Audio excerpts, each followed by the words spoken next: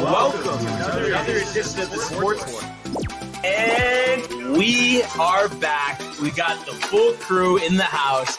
That is what it's all about. The Yankees, out of any team in the league, are the best equipped to handle a blow like this. I think there is a higher power at play here. He's due law of averages. That dude is the ultimate scrub. It's trash. Yeah. Every person you have in there is fucking trash. Next game, you're going to see a big performance. You can see it in the end of the game, and I'm just totally stoked and excited for this. And we are back. Welcome to another edition of the Sports Report here on a Wednesday. It's Barnes. It's Tony. How you doing, sir? I'm doing great, man. Happy to be back in the saddle here today. Obviously, great day yesterday with Ray on the shoot. Great day even more so when the Mets are winning. But I am happy to be back here this morning. Facebook talking tight? to you, dude. Facebook's still tight, dude. Wow. I really don't it's kind of pissing me off, to be honest. But I feel like it was just fine yesterday. I know. It's like every other day. Unbelievable. I could try to get in while we do it live, but no promises and I think here. Corey was saying too, Instagram tight too? Instagram is up. Okay, yesterday was tight. Okay, gotcha. We'll try Facebook again. It's loading. We'll see what it says. Loading, the that. Well, everything's loading, dude. I don't know. Yeah, they're on it. I'm so sure. Yeah, exactly. How are you, Brian? Yeah, pretty good. Pumped to watch the Yankee game later. That's for sure. Got to bed a little earlier. Last night. What time? It wasn't even that early. I was probably sleeping by 10:45. Oh, okay. Which I guess is somewhat early. I would say so. So yeah. So, feel rejuvenated. Yes. Ready to go. Matthew coming over after class. There we go. Later, so he'll probably catch half of the game. What time is the game for the Yankees? 7? 7. Yeah, of course it's not like 7:38. Because that would have boded well because his class is still 8. Right. I'm not gonna lie though. I hate the 5 o'clock start time for the Mets. Yep. Dude. The Yankees had that a couple years ago, but it's because of the West Coast, and if the Astros were hosting the other series, the Yankees would be at 5 o'clock, I think, as well. Oh my God, so annoying. I mean, it worked out for me yesterday, but today, probably not. Probably be here to put it on the iPad. A horseshoe rally after, or Gaming Corner tonight. Oh, Gaming Corner. Yeah. Oh, what's on Gaming Corner? We're doing old school. Michael and I online. Super Mario. Let's go. Nice. Joey producing the show. Wow. Trying out a little bit of a new look. Having Kind some of more want to see people. what the monitor looked like in here. Yeah, dude. Exactly. The fresh monitor. I'm sure Michael talked about it yesterday. This bad boy right here. Huge, dude. Were you a little upset that you missed the first hockey frenzy of the Yes, season? dude. I was very upset, but I mean, it's all right. I'm glad you guys held it down. And Rangers in Pittsburgh tonight, right? Rangers in Pittsburgh. And Shesterkin tight on what was it? What was the? I know it was 88 million over 8 what? years, maybe 88 million. Oh, so 11. Okay, but yes. Somebody, Choker was actually texting me saying that it was crazy that he turned it down. I mean, is that? I guess it is kind of crazy, but I don't think clearly it's a lot of money. He would have been the highest paid goaltender ever. Mm-hmm. And it's not, from what I hear, it's not that he doesn't want to be in the Rangers. It's just that he wants a different format for his contract. He wants a certain percentage of the salary cap or something like that, because he knows that the NHLPA, they're going to renegotiate their whole agreement. But I mean, more or less to simplify it, he just wants to wait till the cap goes up to resign. Exactly. Yeah. So hey, he wants more money, dude. That's what he wants. He wants but, the most. I mean, why are you worried? No, I'm not worried, but I'm saying on his end though, the thing that kills him, what if he has a bad year? 880 saving percentage this year? Then what's that deal at the end of the year? Not good. But he's betting on himself. No, but I'm saying, what is it though? If it's 880, do you think they almost don't even re-sign him? No. You would not re-sign him. I mean, would he lose 30 million? Probably. You're probably looking at somewhere, around 5 years, maybe 45 million. Wow. So, I mean, obviously, no. I mean, of course, I want him to have a good year. Let's go. Hey, of course, dude. Do you? Dude, are you kidding me? Come on. But let's get started here. Josh B, what do we got here? Josh B, top of the show. He says, good morning, family. Good dub by the Mets yesterday. Both teams winning tonight would be a great night. Rangers are back. Why not the trifecta, Josh? Yeah, I was going to say, why, Which team do you think he's not rooting for? You think it's the Mets? Well, he didn't mention the Rangers. Right, because he says Rangers are back, but is it one of the teams that are winning? No, I don't know. obviously Is it GTV? Is it Sports Sport? It's just a little. I'm trying to think of the right word for it. But whatever, a mistake. Kind of like not seeing the pick graphic after we were once again 2-1. I think boy, the lead may have grown to another game, so we should be 2 games up now. I would believe that is correct, dude. Thanks to the Chiefs. Yeah, that's right. Knew it. Honestly, knew it. Carr injured Come already. on, dude. Dennis Allen will be probably filed next week, like Robert Saleh, which kind of a good segue for Matthew Ryan. But also first, you, Tony. We didn't talk about it really too much. I know you were mentioning it in the group chat. Yeah. But what were your? I mean, that was kind of a bombshell yesterday. Yeah, I would think so. I mean, again, the whole narrative. Surrounding Woody here is that he, does his business in the off season, Yeah. The sit downs, the evaluations, the moves, Rex Ryan. Yeah. And then here we go, like in the middle of the season, which is the first time in like 25 years, I think they said that the Jets did that. Yeah. So yeah, definitely a bombshell. The right move, but is it a little sloppy 5 games in? I mean, is that kind of? I don't know, man. I mean, a lot of people. Whatever Rodgers wants. Yeah, whatever Rodgers wants, exactly right. But I don't know. I want to say maybe I forget who was on Rick and Dave yesterday morning talking about it. But they were saying how normally, well, first off, like teams in the NFL don't fire their head coach to like create a spark for the team or whatever. Normally, like, you'll get through the history of the annals of history here for the NFL. It's always like this team starts out 0-6.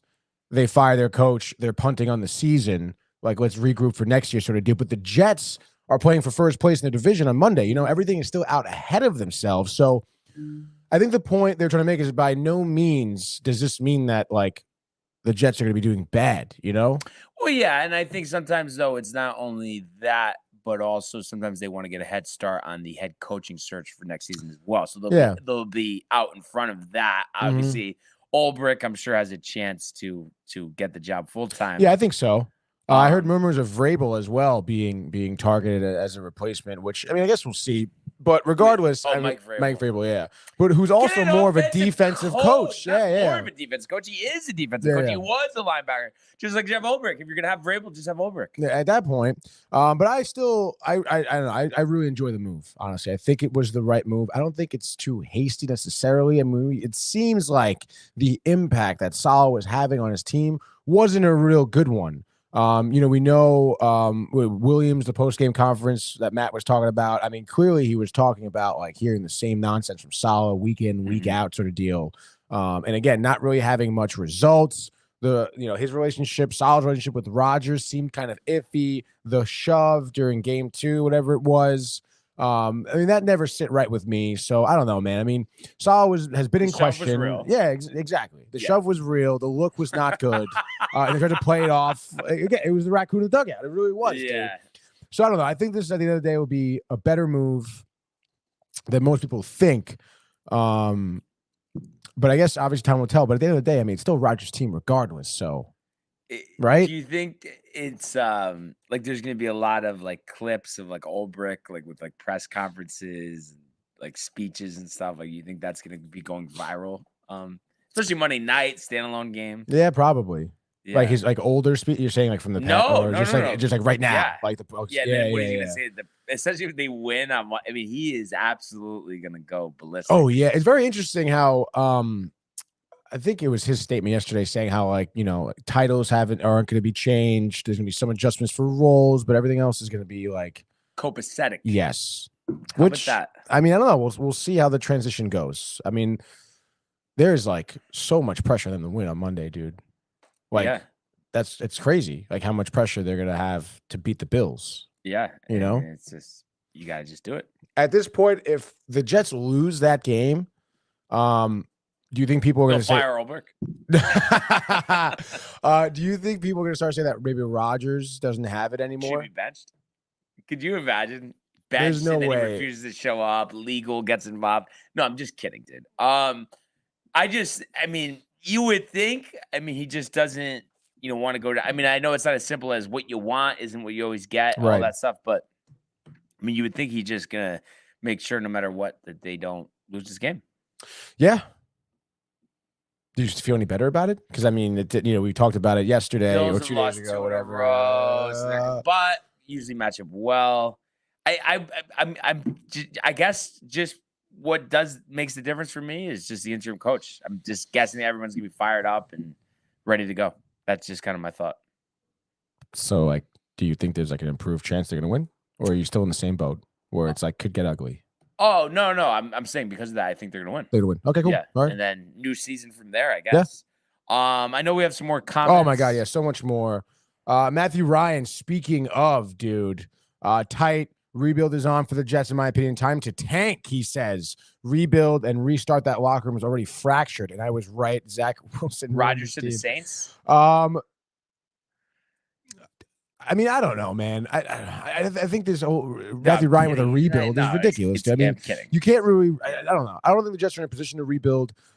I mean, like how many? They're gonna have to next season, but just that's what I mean. Like, is Roger rebuild. like? Oh, you gonna? Is this the last year for Rodgers? I think like, so. Really?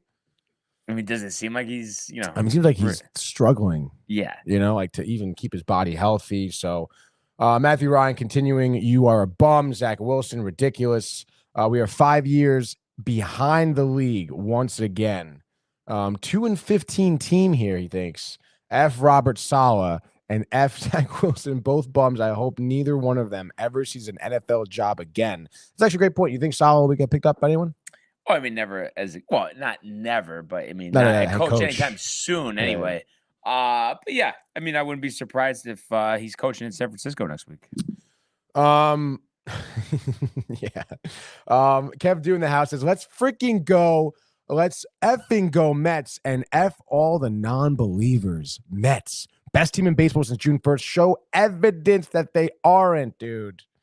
And then it says, Matthew Ryan, how bad do the Mets suck now? Not as much as you suck with your takes. Ha!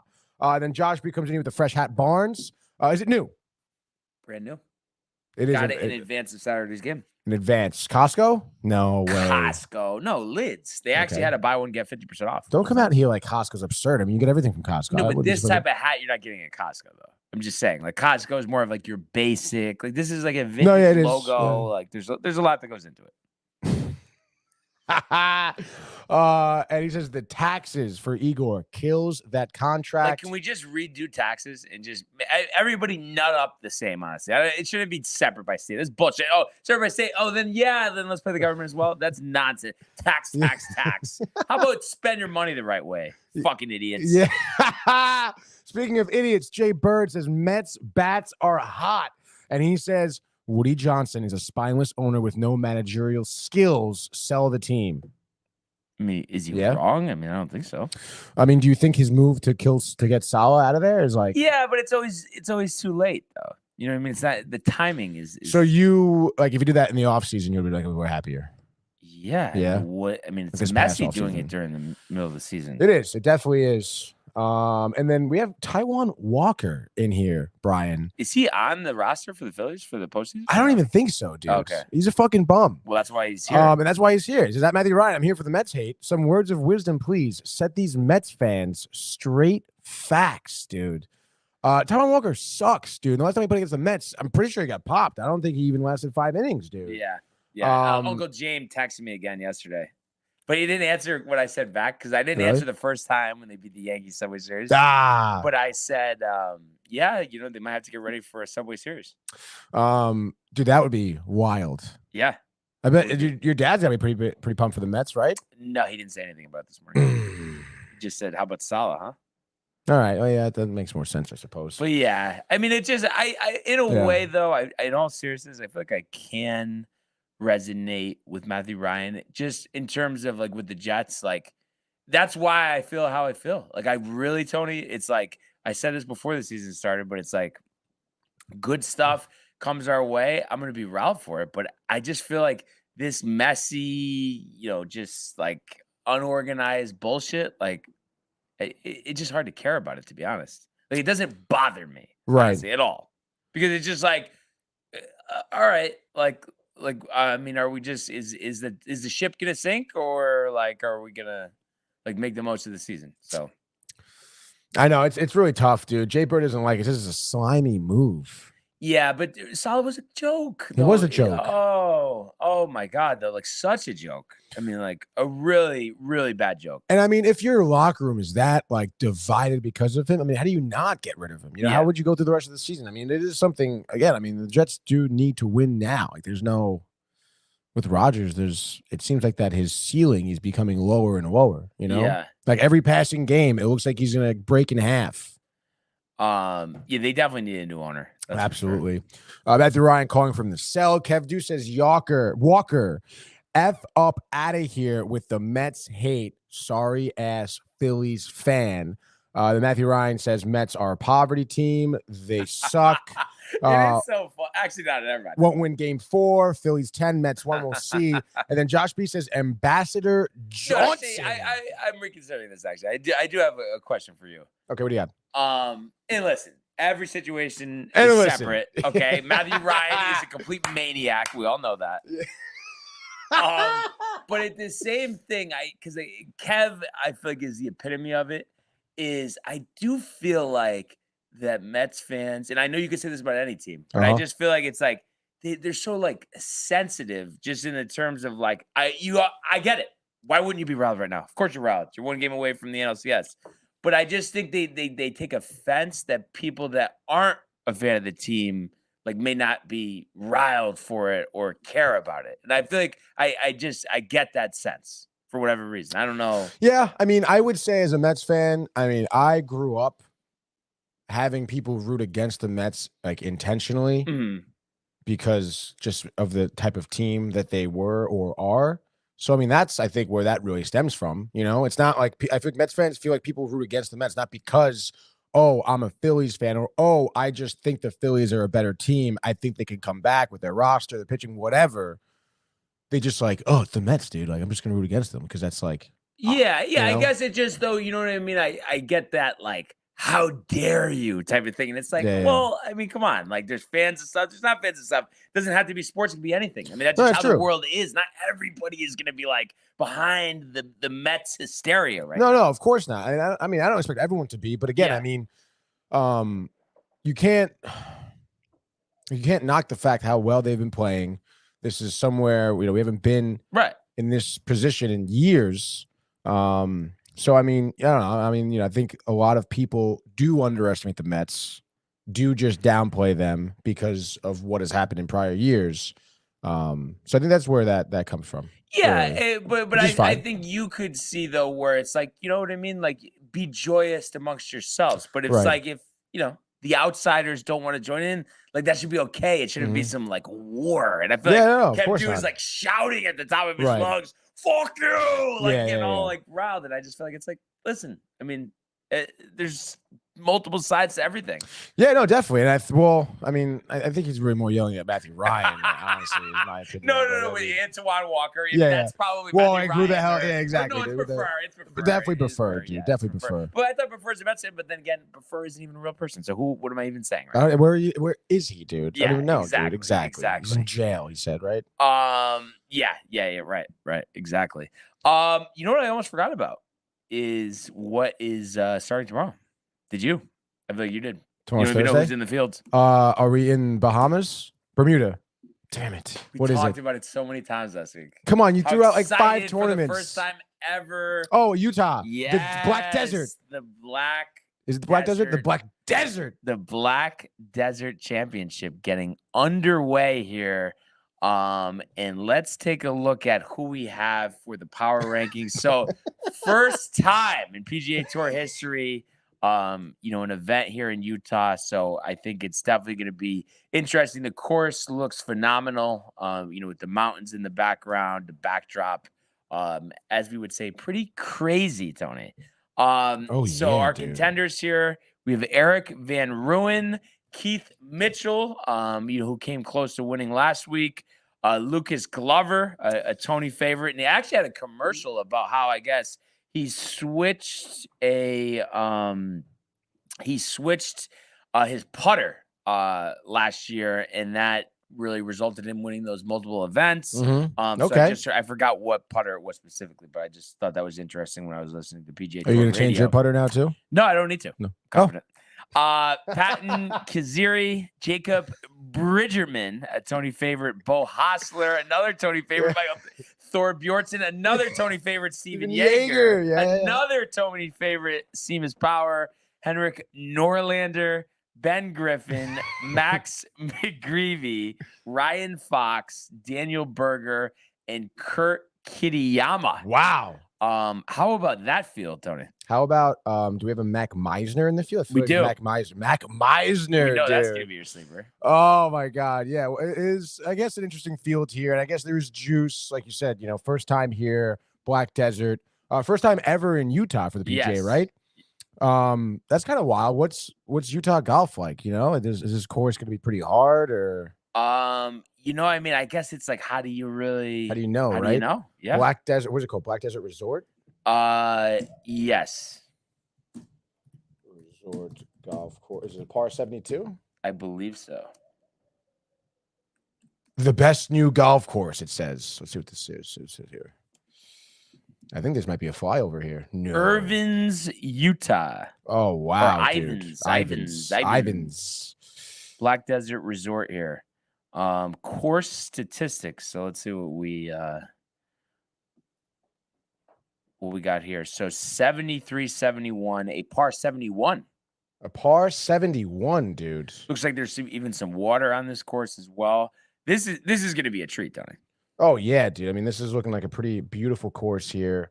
Very hilly, it looks like. Very hilly. I'm trying to figure, why can't I have new computer trying to share the screen? Ah, here it is. Share your screen.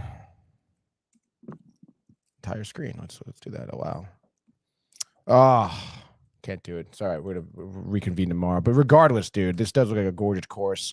I'm looking at lots of sand traps, some water hazards. Doesn't give me, I guess it gives me a little bit of a desert feel. And I think temperatures are going to be pretty hot. Really? As well. Last time I checked, wow, dude. Like I think last week it was in the hundreds there. There's a freaking bunker in the middle of the green. No, but tell me this isn't ridiculous. This is crazy, dude. The blue skies. Oh my gosh, dude. Behind those mountains. The mountains, yeah. Wow. This is a beautiful course. And who knows? I mean, obviously it's starting on the fall schedule. But maybe this works its way into the regular PGA Tour season. If it's a successful event and they get positive feedbacks from the players. Kind of buried on the TV coverage. Obviously, anytime with fall golf, tough to get it in a good spot. But Golf Channel Thursday to Sunday, 5 to 8. ESPN Plus only Thursday, Friday, 10 to 8. So it seems like ESPN Plus fall season only does the first 2 days of the tournaments. I'm guessing just because, there's not as many golfers on the weekend. So they figured, I don't know. I thought they would just do it all the way through, but I guess not. I guess not is right. Wow, dude. First hole, 449-yard par 4. Beautiful, like snowy mountains in the background I'm looking at. This is ridiculous. I need to do a little synopsis here just in terms of the weather, because I'm trying to think about if this if this makes its way into I don't know, a US Open or a PGA, but I don't know if the weather would line up with that, What do you mean? Like during just right now, too cold or too hot? Like I'm guessing for the PGA in May, maybe it would be too cold, but maybe not. I wouldn't think so. I don't know. I'm actually just gonna look that up real quick. But while I'm looking that up, what are you thinking here?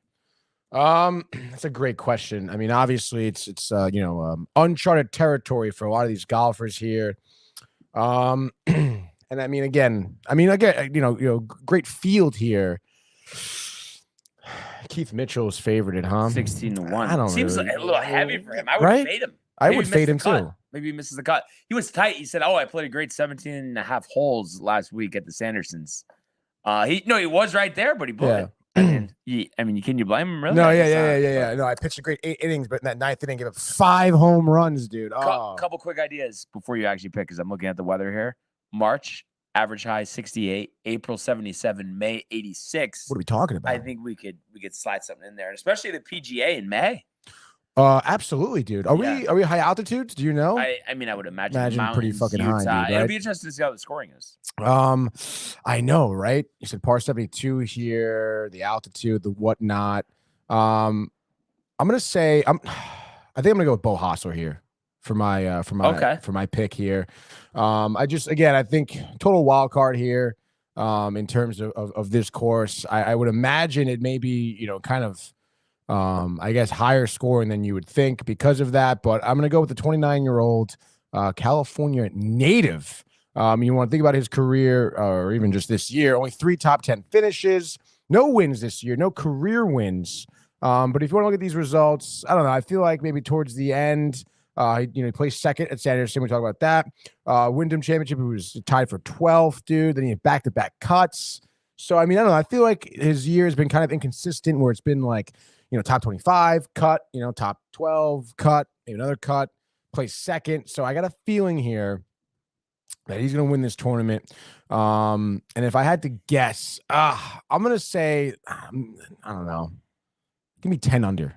10 under. Interesting. Yeah, Okay, so you yeah. think there's going to be a little bit of a struggle there? I do think Desert so. Heat. Yes, dude. New course. I don't know. Utah. Maybe a lot of distractions. Who knows? The hockey team is new there. Yeah, getting the W last night. We'll talk a little hockey in a sec, but exciting stuff, right? Yeah, no, it is very exciting. Pumped for hockey. Pumped for the Black Desert, dude. And let's go Bo Hostler, dude. Come on. But then Sleeper. Yeah. I mean, we're going to go with Meisner, I think. I would normally go Jaeger, but Meisner's in the field, the veteran. Okay. Let's go, dude. All right. I like that one. Yeah. What do you got? So a guy that, I feel like isn't being talked about enough. He's in this field, one of the few that are in the top 50. And I feel like over the last couple of years, we've seen him kind of reestablish himself as, one of the better golfers on tour. Give me Chris Kirk. Wow. Okay, here we go. Qualified for the Tour Championship, was 9th at the BMW, 26th at the U.S. Open, 26th at the Players. So, won the Century to start the season, and then since then, I guess 2 top 10s. But I think his confidence is back, and I think we're going to see him have a strong performance here.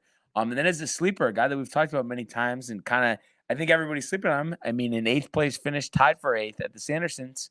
Give me Michael Thorbjornsson. Wow, there we go. That's your guy, dude. So seems like between the two of them, I feel pretty good that we could potentially get a win. The young buck, 23 years old, and a couple top 10s this year. So let's go. Yeah, absolutely, dude. And there's a good amount of people here. Daniel Berger, Andrew Novak. I mean, these guys have been, Svensson. I think Mike Weir got a sponsors exemption. Oh, really? Yeah, okay, there we go. The former Masters champion and President's Cup captain. What happened to Lucas Glover? I thought you were talking about the putter change. You're like, he'll kind of probably do riled. good, but he just kind of wants something different. Mix it up. Yeah.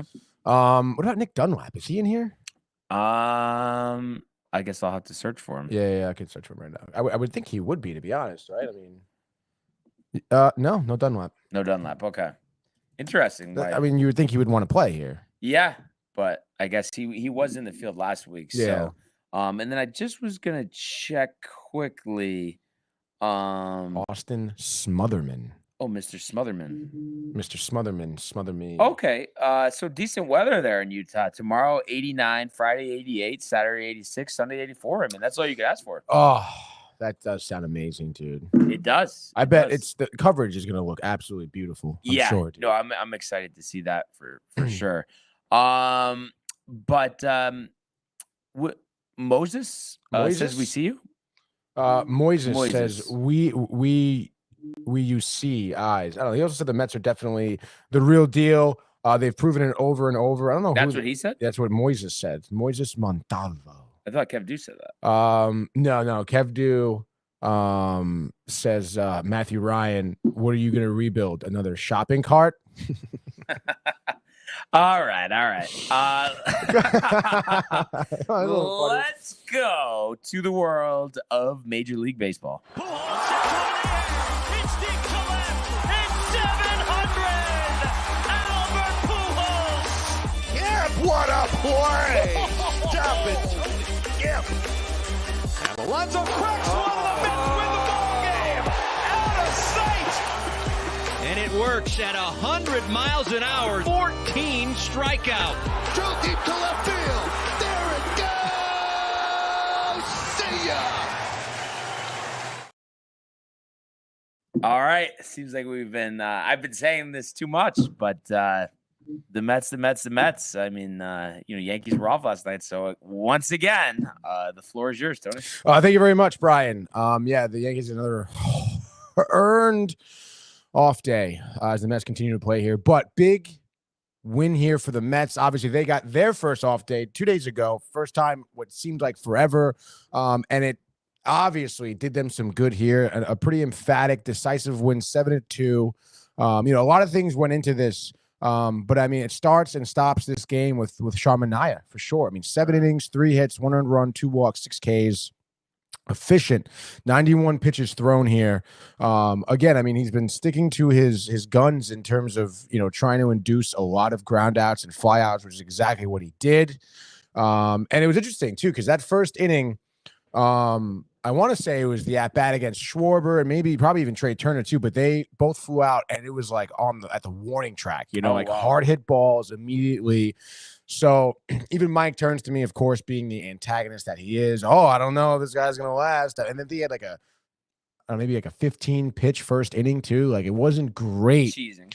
But buckling down. And then, Jay said it earlier, the Mets bats are certainly hot here. And it really didn't take long for them to get going. Pete Alonso started the scoring off bottom of the second, taking Aaron Nola deep, 385 feet to right field. That made it 1-0. I believe that was his 3rd home run in 3 games or whatever. Seems about right. Seems about right. Yeah, he's been finally heating up here, which is great. I mean, I think it's obviously great for him, great for the team. And for him to start the scoring off, I think really set the tone here because you saw 2 innings later, bottom of the 4th, Jesse Winker taking one deep to right field as well. Made it 2-0. And I mean, those were kind of 2 mistakes, I would say, by Aaron Nola. Maybe not looking as sharp as he did during the regular season. But I mean, if you want to look at those pitches that he gave up, it was a first pitch 4-seamer to Alonso that he took yard. And then for Winker, it was also a 4-seamer high that he went yard on. So clearly, I mean, the Mets maybe just doing their homework, looking for those high fastballs. Yeah. And again, especially for someone like Pete Alonso, those high fastballs were his kryptonite almost. He was always swinging underneath them, like just brutal.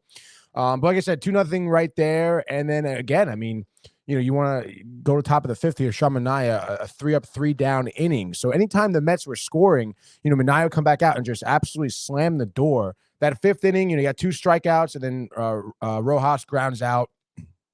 Again, I would say Manaea just did a great job in just constantly changing up his pitches. I mean, it was sweeper, sinker, changeup, fastball. Like he really, I mean, he was just, I think he kept the entire Phillies lineup guessing the whole time, which was great. And then he had great defense behind him. Again, top of the 6th, a little trouble. Kyle Schwarber, leadoff walk Brian. And then what do you know? Walks Turner as well. This was just like you're sweating right now because Harper's on, nobody out. 2 guys on the bags here. 3 pitch at bat to Harper. Change up, sweeper, gets him swinging. Absolutely foolish. It was, again, the sweeper, your classic low in the way. Harper searching for that 3-run homer. Just, reaches over and just, like the Stanton strikeout, dude. And then Castellanos comes up, lines out. He's right-handed. Double play, dude. But I'm saying Stanton does that same thing where it's like, Seems kind of unnecessary. Come on, all right, dude. We'll just make a quick footnote about that one. All right, dude. Yeah. Keep that in the back of your head, dude. All right. So let's go now 6th inning where we have some more scoring. Nola getting run out of the building, gives up a leadoff single to Vientos, walks Nimmo, walks Alonso, bases juiced.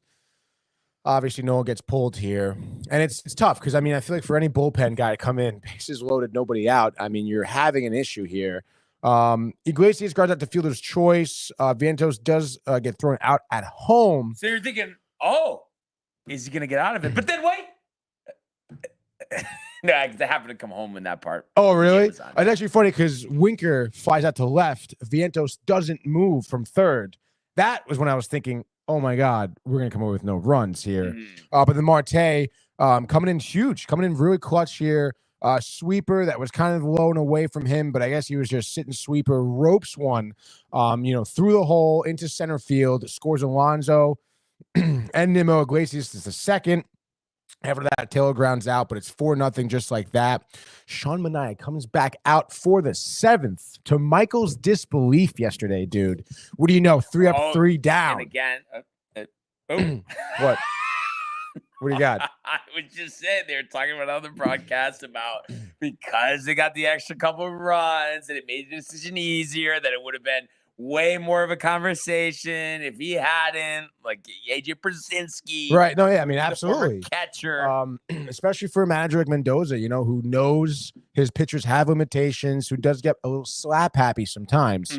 But I mean, hey, you look at some of the Mets losses recently, it is because, 1-run lead is hard for them to hold. Right. But again, Manaea comes out, induces 2 ground outs, strikes out Hayes, which was great. 7th, Alvarado comes in. Obviously the Phillies hoping he can help out. Strikes out Alvarez. Lindor pops out, but then Vientos reaches infield single. Then he walks Nimmo, walks Alonso, and 2 outs. Bases loaded. They bring in Ruiz. Iglesias ropes a single. Bader and Nimmo score. Alonso ended up getting thrown out at home. I don't know who told him to go home, but he was out by a long time. And it was like one of those things where he was like, the throw was made to home. He's like 8 feet away, and he's just like, all right. Like, he just kind of stops running. I feel like in those situations, I get it because you're probably not going to get out of it. But I feel like players in general don't try hard enough to make them maybe throw it away or something. You know what I mean? It's just where they just slow up and then just let them tag them. Exactly. Which I mean, back in the day, you fucking truck the catcher, yeah, but not even with that. But don't you agree though? You make them make the try play. yeah, exactly, dude. Try something, dude. No, they just be ready. They threw. Okay, I'm gonna go back the other way. Yeah, exactly. Try to do something, but regardless, ends the inning. But it's still 6-0, dude. Manaea comes in for the 8th, gives up 1 hit, gets pulled, totally fine. Matone comes in, and I guess he looks all right. I mean, strikes out Marsh, walks Schwarber. Turner grounds out right to him. Harper singles, scores Sosa, who's on base for Manaea. So, I mean, I don't know. Matone, I mean, this is a great scenario for him. You have a 6-run lead, whatever. Stanek comes in, gives up another single. That's an earned run, obviously, to Matone. Makes it 6-2. But then Stanek, dials it in for the 9th. We'll talk about that. But Lindor, RBI double in the 8th, makes it 7-2. And then Stanek comes in. I gotta look up Stanek's postseason numbers so far because it's definitely fucking good, and I really honestly can't believe it. What general manager David Stearns envisions? I know, dude. I mean, he's coming in top of the 9th, 3 up, 3 down, and he was so jacked up too. Stanek, you love to see that out of him. The whole team obviously hyped. And then let's go. It's we had another chance opportunity tonight here to close it out at Citi Field. I think we're back in it. Let's fucking go, dude. Quintana versus Suarez, I think. Okay, gotcha. I'm pretty sure. I'll have to double check, but yes, we're gonna go with that. But let's go, dude. I mean, you gotta be hyped. Interesting. It doesn't seem like our viewers are interested in this Mets talk because Josh B says Jets have been rebuilding since the day I became a fan, and then Michael says Goats. Saturday in Connecticut going to be 71. Also, Tony doesn't want to hear this, but Gary V would turn down the Jets culture and instantly an owner. Oh, turn around. I would say us, but we are bringing pro sports to Connecticut. So a bunch of comments that Tony loves. I mean, I don't know, man, about Gary V owning the Jets. I mean, I guess maybe it'd be cool, but I feel like he'd be talking about gimmicks, Brian. I mean, oh my God, dude. Well, you know what it is? The reason why these owners, I think a lot of them struggle is because, they have a lot of money. So they I think they go into it with the mindset of, well, I mean, I'm in this position to be so wealthy because I am smart. Right. I can be a leader. But yet they don't have the experience in the industry. So there's a sense of arrogance. Hey, Woody. How the hell are you? You know what I mean? So I think that's where the trouble comes into play. I mean, I don't know. What do you think? You think there's going to be a changing of the guard in ownership anytime soon for the Jets? No. I think maybe when Woody's on his deathbed, maybe. I mean, it's so tough to do. If if I owned a team, I would never I don't care. I would never sell it. Yeah. No, so I don't think anything. Then again, I'd probably make it a good team though. So yeah, but it's just I mean, I don't know. Just hire the right people, have the right process. Don't let the little things go, and that's what you got to do. Almost like Steve Cohen, dude. But yeah, I'm surprised Suarez hasn't pitched yet in this series. But I guess because they've thrown out there Nola Wheeler. and who is Not Suarez, but Ranger Suarez. Sanchez is the other guy, right? Oh, okay, Yeah, but yeah. he had a pretty good year. But Yeah. I thought Suarez had a good year too. I think against the Mets he pitched and did not do okay. Oh, so it could be maybe potentially that Just the was why. matchup sort of deal. Yeah. Let's check out his stats. Like some game logs here. 3.46 ERA. 12. Yeah, he has better stats during the regular season than Quintana does. Let's look at the game log against the Mets. 5 innings, 2 earned runs. All right. I mean, not terrible, I suppose. Yeah. Boy, I'm starving, dude. Oh my God. No? You? No? No? Honestly, I'm not as hungry as I normally am in the morning. That's because I didn't go to the run though this morning. I think that's what it is. So like cheesesteak at the Horseshoe last night? Or no? Mike and I split a cheesesteak. That's actually kind of crazy that I just suggested. I mean, come on, dude. But that was blind, Tony. No insight. Yeah. No, what, you think Michael texted me on the side? Like, no, I had no idea. Well, it's not absurd that we get the cheesesteak. We get the cheesesteak often. Okay. Well, I honestly didn't even think you ate dinner. It's like, oh wow, Tony, do you get a Guinness? Can I get a Guinness? Whoa, you play pool? Whoa. Did that person try to cheat again? Yeah. But we did get the New York pretzel as well, dude. How was that? Fucking awesome. Yeah. I do like when they over salt the pretzel because then I can like take salt off. Like I have the option sort of deal.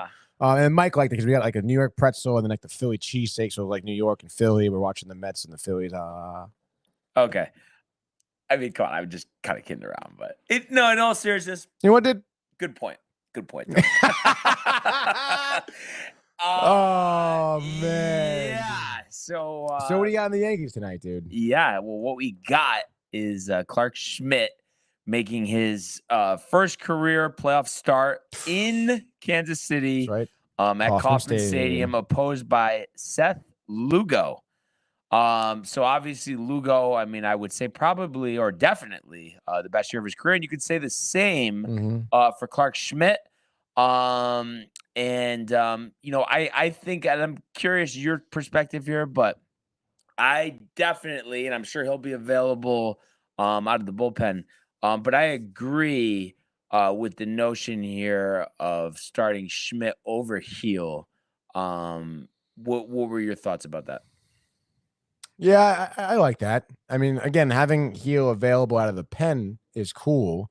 Also, I would feel like Heel would be more likely to let up 2 runs in the first inning. But it's funny though. It's like not even because of like them getting hits. It's like just the walks. Yeah. Oh my God. So yeah, I think they had to do it. Even though Clark, I mean, his last couple starts were, okay.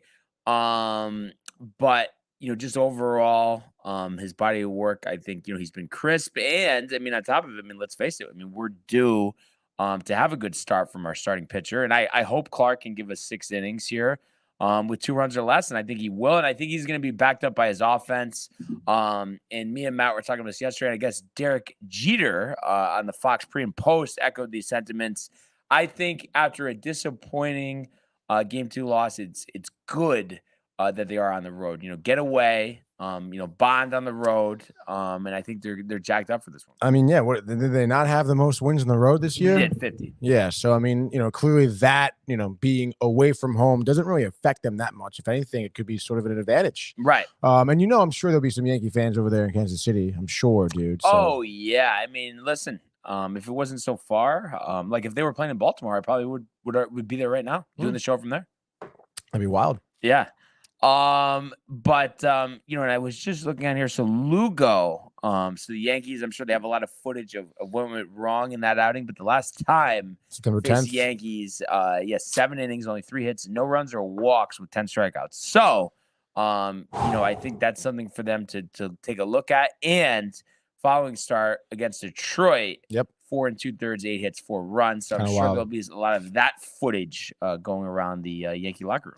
Yeah, it should be interesting too, because I mean, if you want to dive a little deeper too, back in June, 7 innings, 4 earned runs, so got into some trouble against the Yankees Kansas City. In Kansas City, yeah. So interesting. So it is in Kansas City again, so that's a good thing. Exactly, dude. So again, I think it could kind of go either way. We know obviously the talent the Yankees lineup has, but this is probably, arguably, maybe even definitely the biggest start of Lugo's career. Oh, right? yeah. I mean, well, maybe, you might want to argue the country, the WBC. Like, some people might argue that. But obviously, I mean, playoffs over international competition. I mean, come on. The Um, country.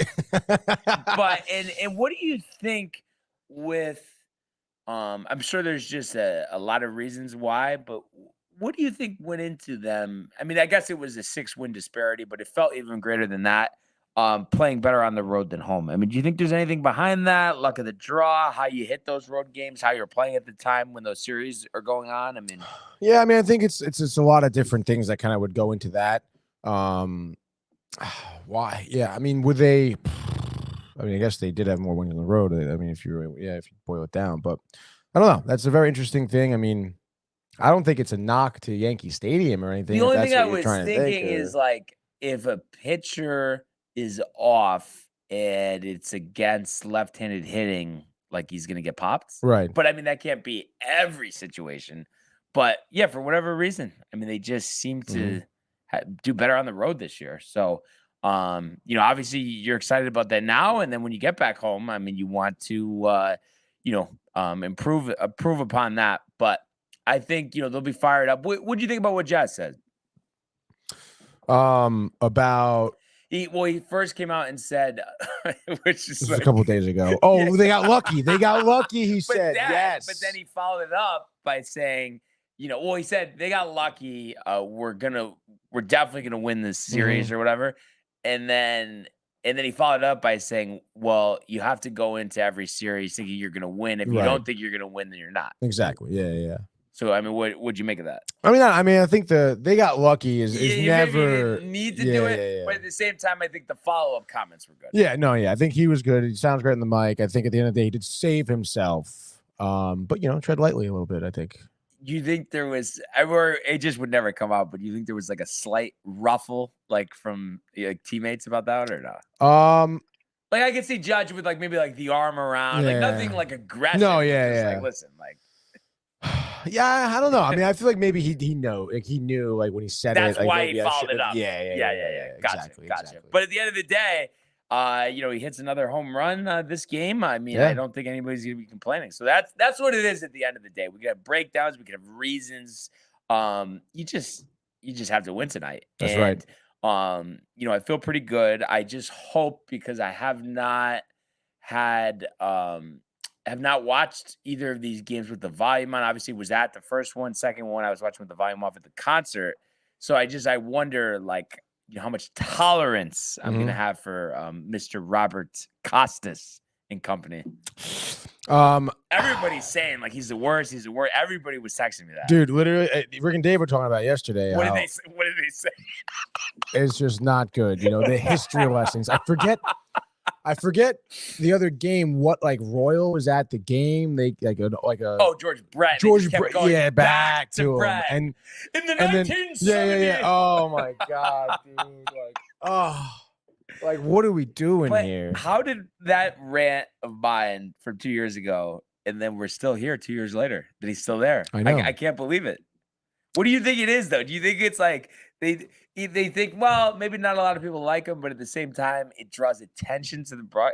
Like I guess. I don't know, man. I mean, I think maybe just because he's just been around for so long, too. He's almost like grandfathered into this role, but it's just like, what is he just untouchable? And poor Ron Darling is trying to get some words in, and it's just like, oh my gosh. I mean, I haven't seen really much of the highlights, but I mean, I know last time you were saying, it seemed like he was kind of tight because like he doesn't let him talk. So I'm sure 2 years later, probably same thing. I mean, literally, Costas could do the game by himself. Did you hear much of it or no? Very, very little, but it's just like that's as much as I need. It really is so ridiculous just because I feel like it's one of those things like when anybody talks about it, like it doesn't even feel like there's another side to it. It just seems like it's just like so outlandish. It is, dude. It almost like you're listening. It almost makes it feel like you're not even watching a game because he's talking through the play, dude. Yeah, he's just like, and then there's a strikeout. Yeah, but then back to this, and it's just like, dude, like just call the game, man. You know? Yeah, call the game, play the game. So yeah, needless to say, definitely woke up, just feeling like, all right, come on, Let's go. So I'm fired up for this one. I think it's just a big game. I mean, it's like, listen, at the end of the day, last game shouldn't have happened. But you have to move forward. And I just want to see, I really do think it's like, okay, yeah, you look at these first two games, obviously you win the first one, you lose the second. Neither pitcher was great. Rodon got off to a great start, but then was just, a little too jacked up, I think, and that's why he ultimately had to leave in the fourth inning. It's crazy to think, Tony, but you could tell me if I'm wrong here. But I still feel like with all these games with the Yankees, especially this series, it's like the pitching, I think will do enough. It's just the offense has got to get started early offense. That's right. I think it just changes the whole complexion. And also, I think they go hand in hand. Early offense, I think the pitcher relaxes and it makes him pitch better. Yeah, no, oh my God, definitely, dude. I mean, to have runs in your back pocket, knowing you have like some type of leeway, I mean, definitely, dude. And for Schmidt too, he definitely could use it. That's for sure. And again, I mean, I think Kansas City, their fan base, everyone is anticipating Lugo to go 7 innings. So if you if Lugo makes a mistake or you hit on him early, you make him pitch more, you get into the bullpen. I also think at the same time, yes, score early, but also like show some patience at the plate. Yes. And Gleyber does a good job with that. He does. And so does Soto. But then after that, Jazz, oh my God, swinging so hard. And it's insane. Oh my gosh, dudes. And I would imagine Lugo, maybe a little nervous. Could be a little nervous. Never really been in this position before. Do you think they go Dominguez and Cabrera starting tonight? Yeah. Yeah, right? I mean, Dominguez is due for it. I know Verdugo, I think, had one more hit the other night, but it's like, come on. Like, let's get him in there, no? Yeah, absolutely, dude. And it's like Verdugo, I mean, I don't know. I get, like, the postseason experience, the good numbers, but at the same time, it's like he's not producing that much for you right now. Like that those stats from prior years can only go so much. So yeah, let's get those young guys in there. I just feel like Dominguez might provide a spark. And it's like, I know, like I said, Verdugo got a hit, in game 2. But I would like to see them do that. And I know they gave Birdie, who also got a hit, in game 2. But I don't know. As Waldo, I just feel like he's just jacked. And I think they need as much of that as possible. And I could see him hitting a big home run like he did in Cleveland a couple years ago. Do you think they end up just starting Birdie at first anyway? So just going against everything I say? No, just kidding. No, because last game, if you remember, left-handed pitcher, right-handed pitcher. So they're going to want Oswaldo from the left side, definitely. All right, let's fucking go then. Let's fucking go. And I guess really, I mean, I'm just trying to think. I guess the one other thing I'm just curious to ask you about, of course, I mean, it's like, it's hard, just muscle memory. You see what you see every day. You watch all the games. You know what's going on. You know the talent. With Judge, like he's obviously gotten some criticism, and you understand it. He hasn't done anything yet. But I do believe that he's going to have a big game because I just think it's like you can only keep somebody as talented as Aaron Judge down for so long. Yeah, no, I totally agree with that. I think he is going to be due. He is due, certainly. I mean, his postseason numbers are like some of the worst, like ranked, I think, however minimum. Like it's the home runs are there, but it's just like the strikeouts and the average. And I think, again, like I think that will come around. When will it, though? I don't know. But you don't think tonight? I don't know, Brian. Well, I'm asking. Yes or no? And this is when you go, dude, he's looking a little off balance recently. I guess if I had to say, I mean, I don't know for sure, but I would have to say no. I actually would say if it does come tonight, it would be like 8th, 9th. But you don't think Lugo just hangs the curve over the middle? I know. He can't make one mistake. He's perfect. He's immortal, Tony. I would think if Judge comes up big tonight, it'd be late in the game, 8th or 9th inning against the bullpen piece to like maybe a 2-run blast to give them the lead or something like that. I could see that happening. Yes. But like early on, Lugo getting popped. I don't know. I don't think Lugo's gonna get popped tonight. But you don't think like the players, like there's just a strategy here. They're like, listen, Gleyber's gonna get us started. Mm-hmm. We know Soto's gonna have a good eye. Same thing with Judge as well. And there should be a trickle down effect there. I mean, you don't think the guys are like, there's been a day off, there was a plane ride. They know that they need to win this game. They need to take back control of the series. No, listen, I agree. I do agree with that. I mean, they are in that mindset. There's a strategy against Lugo. But I will say, I mean, the reason why Lugo has been, a great pitcher this year is because he is adaptable. He has different pitches he can throw. He throws to the batter specifically. He's definitely someone who watches tape and knows how to pitch to Soto, how to pitch to Judge, maybe even pitching around them. I don't know what his strategy is. Obviously, it's very dependent on who's on the bases, how many outs are there.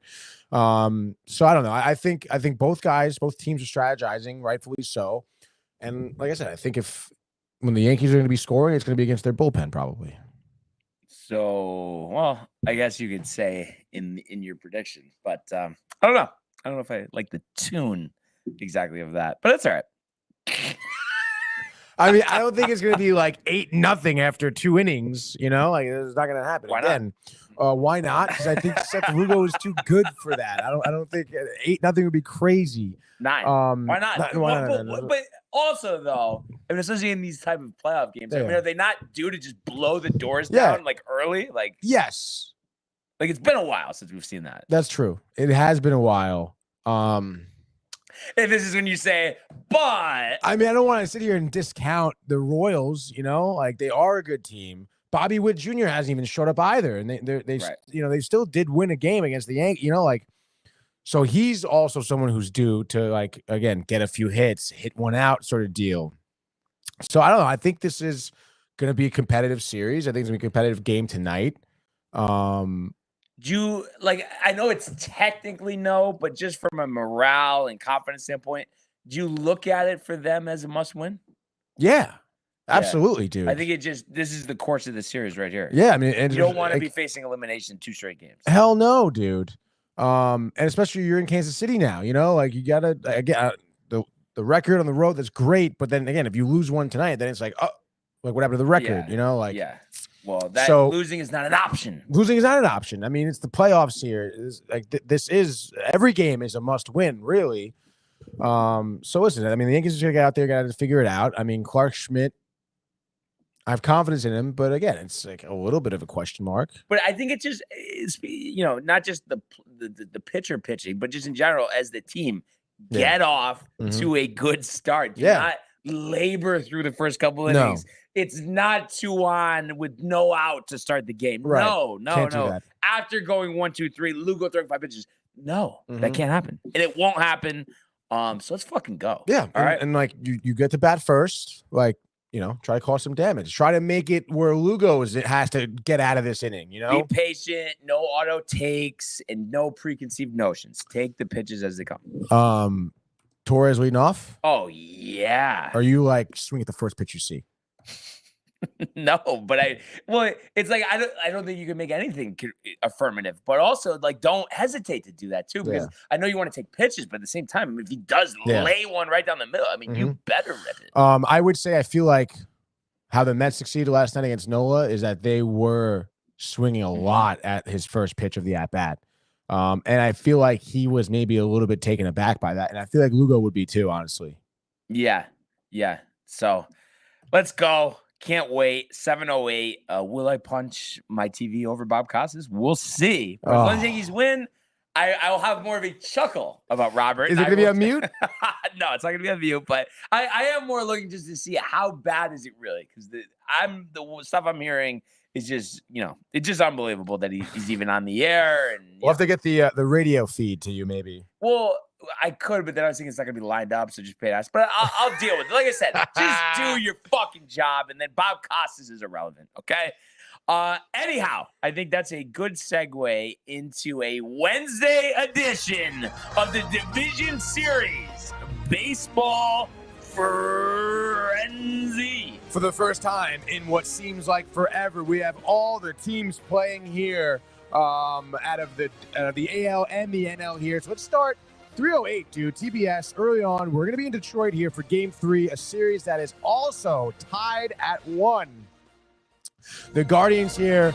Alex Cobb starting against undecided from Detroit. Barely pitched. I think it's maybe 3 starts. Yep. Surgery, I believe. I don't know. Was it Tommy John? I think it was Tommy John. and then it was like a blistered thumb or a fingernail broken and missed some more time. Whatever, dude. Comerica Park, the Guardians, minus 105 on the money line. The Tigers, AJ Hinch, no, I guess, stranger to having a bullpen game as we see down the side. Over under 7.5, Brian. You know, Detroit won the last game 3-0, lost game 1 7-0. Where do you see this game going, dude? Yeah, I mean, it's interesting. Detroit with the opener. Obviously, that didn't work in game 1. Will it work here? Initially, my thought was no, but then I'm thinking about Cobb here. I mean, I think he might get hammered, honestly. And then you throw in the fact that it's a beautiful day in Detroit. First playoff game, I think, since 2012 at Comerica Park. So just because of that, I mean, they have just been the underdog story of this postseason. So I think the ride continues. I'm going to say Parker Meadows, a 3-run homer in the 5th. The difference in this game as the Tigers win this one 6-3. So it's the Tigers and it's the over. I like that call there, Brian. I would expect a lot of scoring. You mentioned that the bullpen game didn't work out great, but then again, Cobb is bound to get popped here. And I think also Detroit, maybe for a little of lack of offense so far through the postseason, only 2 home runs coming out of them so far. 1 from Parker Meadows. Like that call there. Carpenter, the 3-run homer in the last game off Class A. That was crazy. That was crazy. I don't know. I think it's going to be catcher Jake Rogers, I think, being the deciding factor here. Mr. Rogers. Mr. Rogers, dude. 4 hits over 13 at-bats here with a RBI. Pretty impressive in terms of, making good contact here. And I would imagine, I'm going to say maybe him, 8th inning, 2-run blast, puts the Tigers up 7-5, which would be your final score. So Tigers and the over. We're both copacetic on there, but let's go to our next game, Brian. Perhaps the most important game for Tony here. 5:08 p.m. FS1, Game 4 over here. Mets, Phillies, still in Citi Field. It was rocking yesterday. Let's keep it rocking tonight. We know Quintana, Suarez, Philly, minus 110. Over under 7.5. Quintana, we said, not as good numbers as Suarez, but has been dialed in for this postseason. You want to look at his last start against Milwaukee here. 6 innings, no earned runs, no walks, 1 walk, 5 Ks. Obviously, get the job done against a solid lineup. The Phillies definitely have their backs against the wall here. Obviously, a lot going on here. So far, every single game of this series has hit the over. So, take it as you will. I'm going to be hammering the over.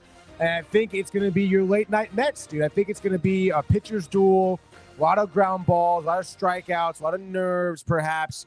Maybe Lindor gets a second inning or a Nimmo second inning home run, puts it up 1-0. But I think it's copacetic until the 6th inning here. And then I'm gonna say Lindor, I think, is due for one. I haven't seen him put up one out in a while here. So give me Lindor, 6th inning, grand slam, Brian. Makes it 5-1. Diaz comes in the 9th. Why not? Strikes out the side. And then there you go, dude. No bottom half for the 9th. And the Mets are on to the championship series. But what do you see, Ryan? I mean, listen, I know, again, I'm not going to hear the end of this one. But it's tough for me to think. And, I can't see the Phillies losing this. I just can't see it.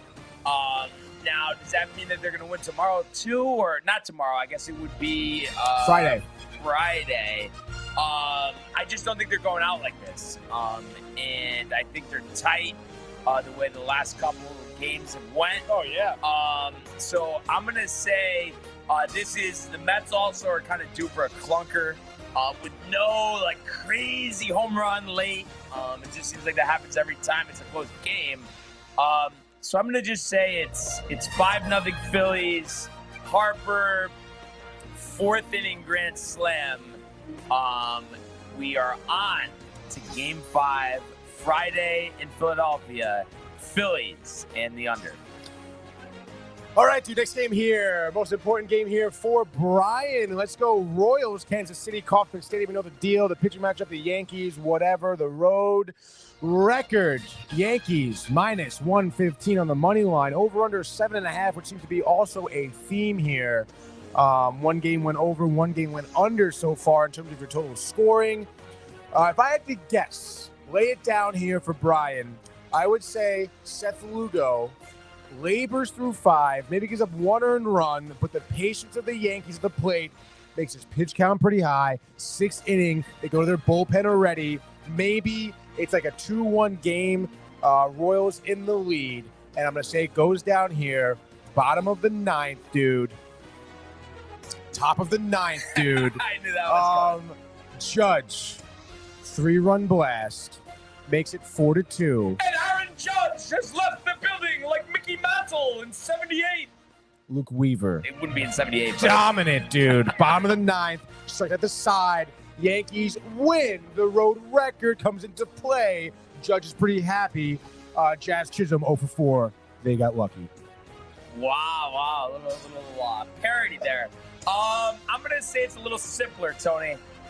Clark Schmidt, 6 scoreless innings, jacked up for his first career playoff start. I think Lugo doesn't make it through 4, gives up 6, including an Aaron Judge, 3-run homer. It's one of those, just how you walk it up, draw it up, Glaber single, Soto walk. Walk it up. Judge, dead center, into the fountains, Tony. Wow. At Kauffman Stadium. And I think at the end of the day, your New York Yankees win here by the final of 6-3. Weaver has the smoke kept due in the 9th inning, striking out the side. Garrett Cole to send the Yankees to the American League Championship Series tomorrow. Wow. All right, let's go. Final matchup of the night. A series that may be over already. Great win by the Padres. Forgot to mention that. Great win by the Padres. Tatis, the big home run. Teoscar Hernandez. Teoscar All he does Hernandez. is hit grand slams, but Ridiculous. not enough. But let's go here. Interesting play. Padres, Dylan Cease, Dodgers, undecided here. Don't know much about that, to be honest, but I do know. Yeah? I don't know. I don't know, dude. Over under 7.5. Dodgers plus 120 on the money line, which is pretty interesting here. On the road. On the road, yes. Padres have been hot. Obviously, Dylan Cease, ERA in the postseason 13.5. So not great.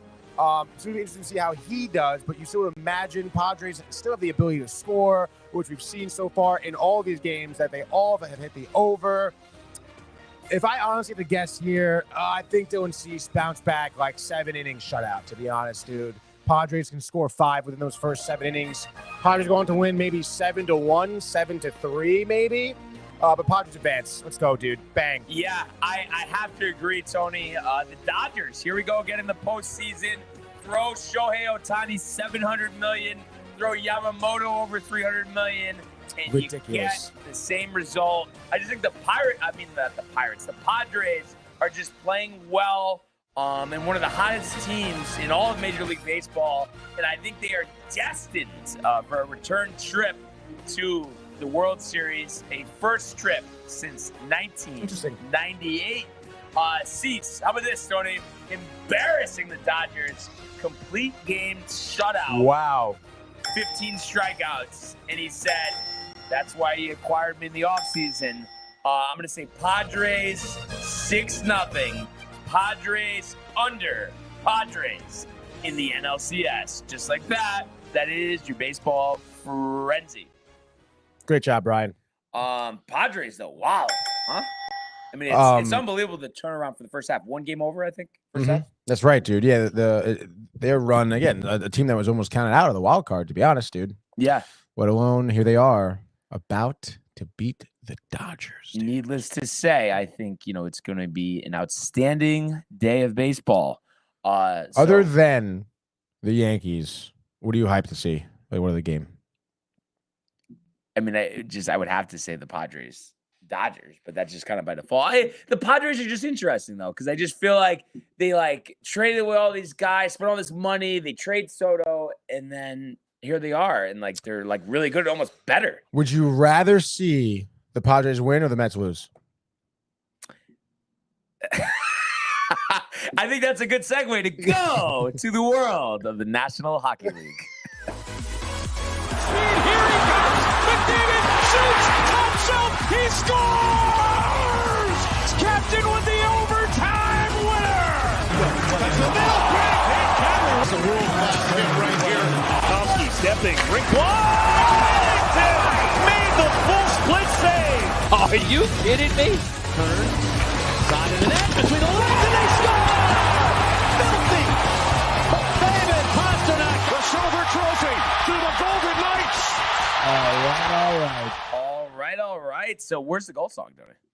No? That would have been a good lead into. Would have not Rangers' first game of the season. After the win tomorrow, dude. Like, that's the cover up, though. come on. In the bottom of the top of the ninth. One thing I was just looking at Rangers roster here, and obviously in Pittsburgh, the opener, all of that, home opener Saturday, Utah Hockey Club. That's right, dude. How about that? Formerly the Arizona Coyotes. So sad. But I saw that Othman is on the roster, but that other prospect isn't. That guy Vinny, whatever. Vinny? Not Vinny. That other prospect, the one who was doing well in the preseason. But actually, now I don't even see Othman. I'm not seeing Othman I either. thought we had the guys up. I mean, what do you think is going on there? Honestly, I think maybe slow start here. Laviolette just trying to like see what they got. I mean, I don't know. The only guys that I really don't see. I mean, Sam Carrick is a guy that came over from the Oilers. Chad Ruedel, Ruedel, I believe is how you say his name. Filipino Chad Ruedel. Another guy who came over from, I think, Pittsburgh, dude. But regardless, yeah, I mean, none of the really young guys are starting game one or on the roster for game one anyway. So, yeah, because that you know what it is? It's like I just wanted to feel that there was something that I could go to say, they're going to make the difference this year. Because I just feel like there's a lot of the same characters. Mm-hmm. So I really was looking forward to that. Yeah, it's interesting. I mean, I guess there's a lot going on in terms of those young guys. Edmund, maybe some guys Edmund, aren't. Isn't that what it is? Adam Edmund. Is that what it is? Oh, the defenseman? No, I'm saying, but in terms of their prospects, no. I don't know actually. Adam Edmund. Let's get to the bottom of this, dude. Oh, Peralt and Othman, Brennan Othman and Gabe Peralt. Mm-hmm. Peralt, though, I don't think he was supposed to be coming up though. He's Gabe 18. Peralt. Is he that young still? Yeah. I'm pretty sure he's at BC right now. Oh, he is. Yeah, I'm pretty sure. Yeah, Boston College. Bang, dude. EJ Emery. Where the hell? Brett But there's Berard, another guy Sikora. besides Othman. Yeah, I know. I'm trying to think. He wasn't a top prospect or anything, but he was playing really well in the preseason. Let me see if I can get some like preseason stats up here or something, dude. Let's get some stats here. Let's go preseason stats. Let's go. Of course, the load time. Here we go. Regular season. No. Can't get preseason stats. That's great, dude. That's fucking phenomenal. Let's see.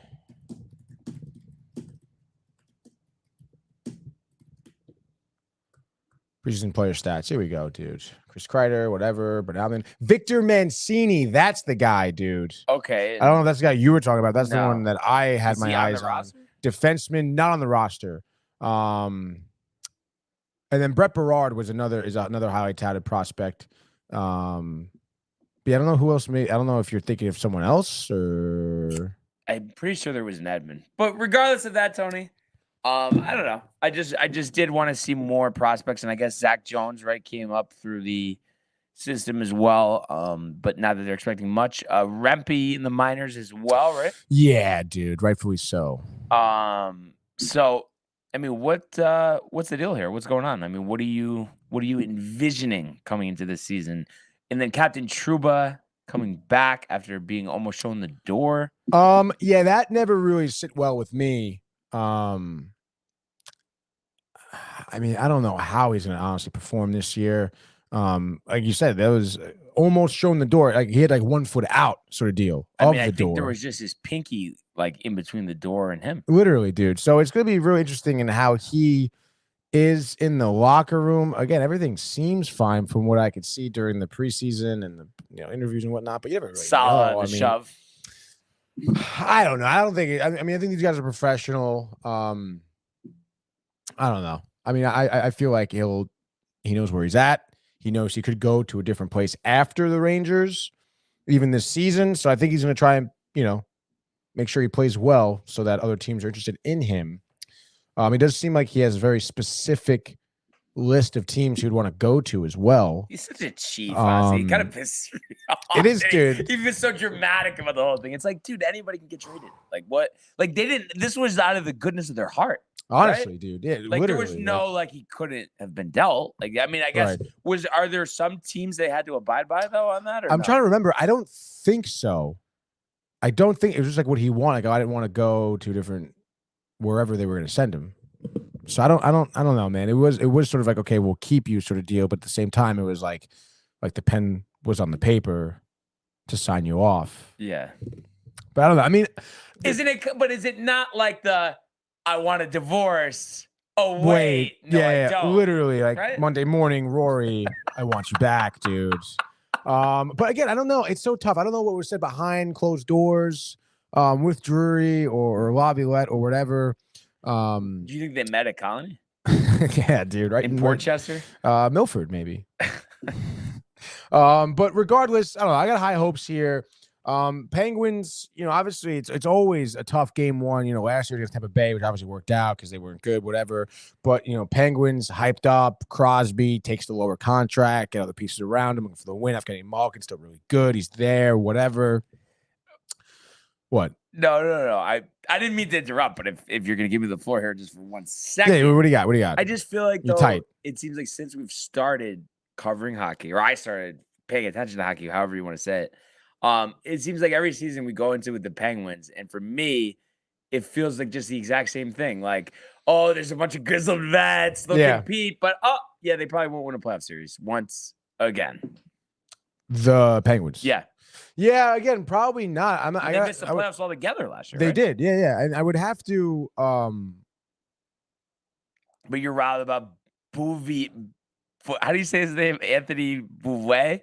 Was he on the Rangers? No, he's on the Islanders. Okay, but you were Bouvillier. You used to mention his name a lot. Yeah, because he was pretty solid on the Islanders, and I did like the Penguins getting him. Kevin to be honest, Hayes, dude. Kevin Hayes was great, Carlson, Chris Letang. Carlson's got to step up, dude. All over the place. No, yeah, it is, dude. And I mean, I don't know. I mean, it's always hit or miss, dude, for me. Because again, I mean that's I don't know. To start the season against them, I think is pretty tough. But you're actually nervous, Tony? Yeah. Why? Well, it's game one jitters. We're on the road. We're in Pittsburgh. It's a rival team. They're always good. They have a great fan base. But don't you think it's like we're better?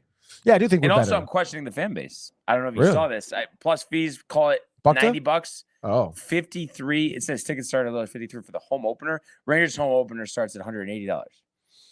Oh, yes, Pittsburgh. No, bullshit, Tony. Home opener, those should be $100 if you're a serious organization. Yeah, I guess so. I mean, I wouldn't say that the Penguins aren't a serious organization, though. That you have a lot of hype going into the season. Yeah, true. I think maybe for Penguins fans, like almost like how you feel, honestly, it's just the same song and dance it's been. Do you think they fucked up by just keeping everybody too long? No. I don't think so. But I guess what I'm asking is, so what are they going to get out of this group? I think that they could get to the playoffs and they could make a splash in the playoffs, dude. Why am I blanking on the guy they picked up? Michael Bunting. It is Bunting. Yeah. There we go. I mean, that's a good piece to have. Yeah, but I don't know. I still feel like I can't even see them being in the top 5 seeds in the East. I mean, obviously, East is tough here.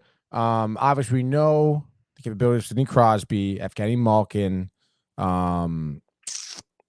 obviously, I think Bouvillier, Michael Bunting, just going down. Kevin Hayes.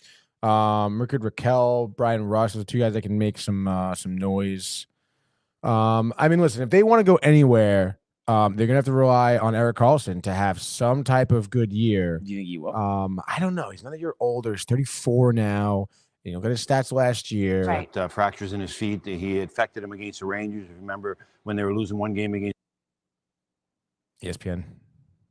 That sounded like somebody that used to be on The Fan. Tony It was Page or something? Barry Melrose. That was Barry Melrose? I Yeah, thought he's dude. retired. the Rangers. They took him out. I was saying this is a video called Barry's Bistro, maybe a segment for something. Okay. Gotcha. Melrose says Senators need Carlson to win, but I mean, okay, dude.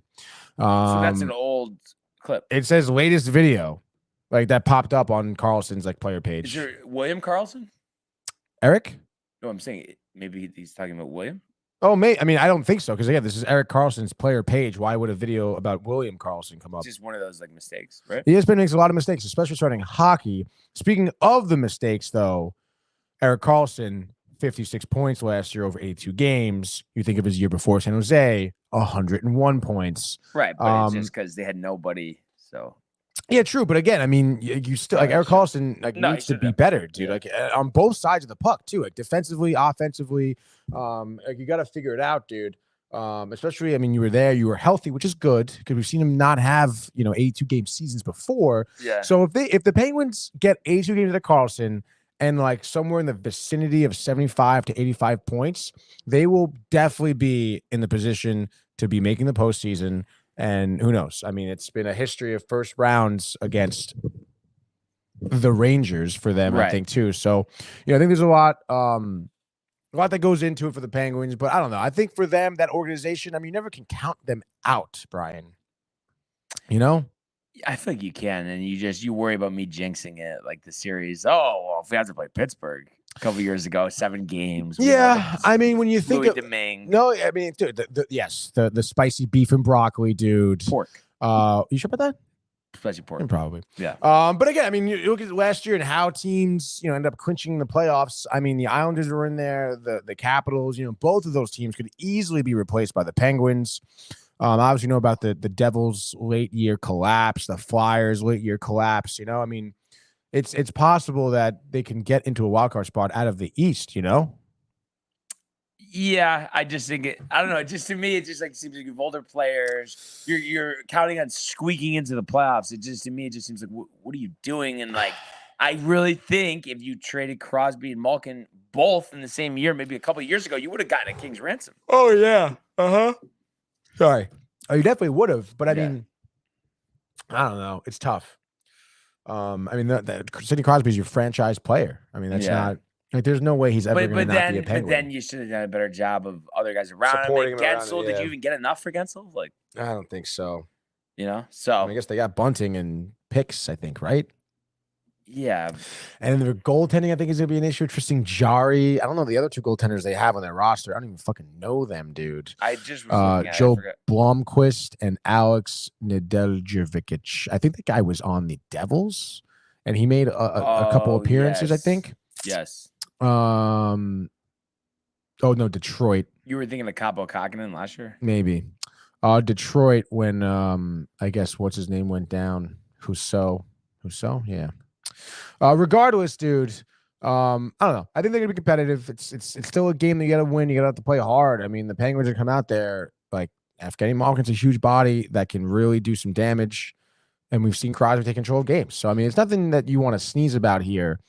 And you want to come out on the right foot. And I think that the Rangers roster, I mean, you want to look at their roster, I guess for today, it's going to be interesting to see starting lineups and shit, morning skates. Definitely a lot of new names. I think more so than most people expected, which is pretty interesting. And then getting Riley Smith is also pretty interesting. I guess I want to say free agent last year after his 1 year with Pittsburgh. Obviously, they didn't re-sign him. But someone who has done some damage with Vegas, was on the cup winning team. So that's great. Older, 33 years old. But again, if you plan on cycling in some more of your new guys throughout the year, you got to figure it out. I would be interested to see how some of these young guys that are on the roster do. I mean, Adam Sikora is one of them. I think he was one of the top prospects, 20 years old, 5'11", 174, left winger. So it should be cool to see. I guess he was their number 5 prospect here. Oh, okay. So pretty interesting, dude. I guess to see what happens. Before we do our frenzy here, Matthew Ryan says Rangers suck. Tommy Diamond says, Tommy! boys, I'm late. We know he's riled for the opener. It's crazy. Remember watching the opener last year at my house? Oh yeah, dude. It's crazy too, because like it was just such a different feeling. We were so excited for that, but now, like, not that we're not excited for the Rangers, but I'm saying it just seems like it's going to obviously, take a back seat until baseball winds down. Yes, dude. No, yeah, definitely a little bit of a backseat till baseball winds down. In November, I guess. But yeah, I mean, I don't know, man. This season there's a little bit of like a nervous feeling for me for this year. I'm just pumped to go to the game. I mean, me too. Which I think we'll definitely have to plan as soon as baseball is wrapped. As soon as baseball is wrapped up. Yeah, definitely, dude. It's just I don't know, man. Last year just was it's still so tough, dude. The way last year ended. You know what I mean? It's just one of those things. Step the fuck up. Like there was no excuse last year. No excuse, dude. Really no excuse. Butchered the offseason. I mean, let's see. Let's give the players the benefit of the doubt. And what do you think Josh is not the best? I think he was quoting us saying not the best, right? Okay. In terms of the Penguins, I think really, maybe. I don't know. But yeah, so get a little, come on, you can be downtrodden. I mean, geez. I was the one clamoring, Tony, to mix it up and do all this stuff, and they didn't. So I mean, we're left with what we have. And like just like you're talking about like the Penguins being optimistic. I mean, the fucking Penguins are optimistic. We should be dancing in the streets. Yeah, no, you're right. You're right, dude. It's just should have got the job there last year. You can't let it go. You don't want to go to a Rangers game this year because I wouldn't say that, but I still definitely have not let go of last season, dude. I really can't fucking believe that. But like a 10-0 start, you don't think like then you'd be kind of just thinking like, let's fucking go. Yeah, I guess so. But then it's just gonna be like, let's see how we do in the playoffs. Well, I mean, that's how it is for every sport, if you really think about it. And for me, it's a very similar feeling to like baseball. Right. It feels the same way. I get that, but it's just like the way the Rangers looked. Laviolette, the head coach here, Igor came around, sometimes dude. Things fall apart. Oh, right? Maybe a little hangover from the President's Trophy. I don't know, dude. And it's like, don't do it. Don't do it. And I think this game one is going to show a lot about the mentality and where the team is at. So game one, a must win, Brian. Speaking of game ones, quickly. Blues 3-2 over the Kraken last night. Kyrou with 2 goals there. Binnington, nice performance. So who knows? Maybe a little optimism there in St. Louis, picking up that game 1 win. Great matchup as it always is between the Panthers and the Bruins. Saw the Panthers hang on 6-4. Dude. I saw, what was it, Reinhart with the big extension? Or was that for Verhaeghe? No. Oh. I think it was Verhaeghe. Maybe you're right with Verhaeghe then. Yeah, I think it was. But the Panthers are obviously, I mean, you want to talk about something to like, worry about. Oh, my God, dude. And I've been talking about this with everybody. Were we up 2-0 against them or no? No. Last year. 2-1? I think we're up 2-1. Yeah. Okay. Gotcha. But yeah, obviously they're a dangerous team. Those matches are going to be crazy. 8-year contract, by the way, for Verhaeghe. You got to play who's on your schedule, but I think, I mean, they're our top competition easily, Tony. I know 3 games have been played, or whatever, 5. You want to count the Devils, bullshit, and Croatia. But I think they're our top competition. So I'm interested to see how we play against them. Yeah, and I mean, I don't know if you watched that game on the Horseshoe after the Mets game. The Panthers literally picked up exactly what they left off last season. There was like 3 fights in that game, dude. The camaraderie. Oh my God. Do you think our boy Connor Ingram in the Utah Hockey Club, different branding, different location, different season? I mean, yeah. I mean, it is definitely gonna be different for them. I mean, it's night and day. The stadium, the location, for sure. The fans being so jacked. The fans are definitely jacked up. It seems a lot of support from other Utah sports teams as well. Attending the game. Puck drop. Yes. Yeah. So I mean, that's definitely great for them. And of course, Blackhawks. I mean, it's another year. Like, boy, I really hope though it's Bedard doesn't get buried. Yeah, I hope not either. But again, the Blackhawks not expecting much from them, but good for Utah. And then good for the Blues too, by the way, for their win. Yeah, against the Kraken, because Jordan Binnington looks pretty good. You feel bad for Vejmelka though, or no? Yeah, I do feel really bad for Vejmelka. I think someone who is living under the shadow of what the Coyotes were. Yeah. Yeah, so who knows? Maybe he gets moved or something happens. But anyhow, Tony, it is time for our first NHL frenzy here on a Wednesday. Our time together. First time frenzy here. You mentioned it, bud. It's Wednesday around the National Hockey League. Hockey night in America, Brian. Every night. And we start off in Montreal, Canada, as the Canadiens are playing the Maple Leafs here in the Battle of Canada. It'll be interesting here. Maple Leafs with Deal, Matthews, freaking whatever, dude. Their talent. Toronto minus 200. Montreal, either last year, not good. Over-under is 6.5, which Toronto may put up on their own, Brian. What do you see here? Yeah, I mean, it just seems like with the Penguins, Canadians are even worse. So it's like, what are we doing? Like, where's the future? What What's are they happening? Montembeault. I just think at the end of the day, it's an onslaught at the Bell Center. I think Matthews' hat trick, first game recorded, Josh B. I'm going to say the Maple Leafs handily defeating the Canadiens 6-2. Leafs in the over.